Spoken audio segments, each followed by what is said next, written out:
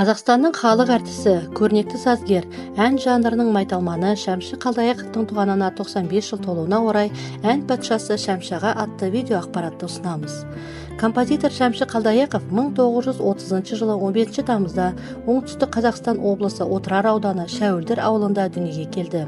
Аса көрнекті сазгер, Қазақстан мәдениетіне еңбегі сіңген қайраткер, осы заманғы қазақ эстрадасының негізін салушылардың бірі. Шәмші мектеп жасында әкесінің домбырасын ұстап сырнайын тартып жүрді.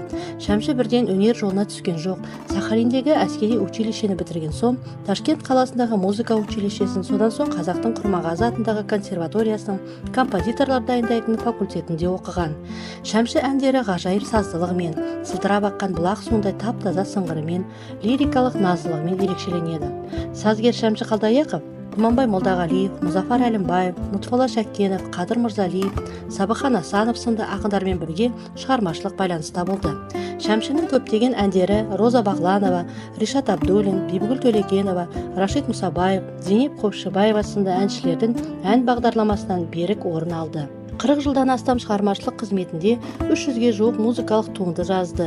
Ән жанрында Шәмші Қалдаяқовтың қайталамас қолтаңбасы, халықтың бояуы, қанық талантымен қазақ халқының қазіргі әнін, өнерін биік белеске көтерді.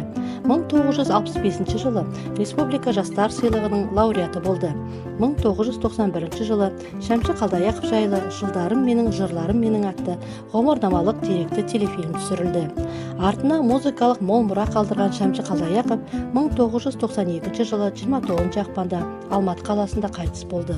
Шырайлы Шымкентте Шәмші Қалдаяқов атындағы саябақ ашылып, кезінде өзі жұмыс істеген Оңтүстік Қазақстан облыстық филармониясына, Алматы, Астана, Шымкент сияқты үлкен шаһарлардағы көшелерге есімі берілді. Назарларыңызға рахмет.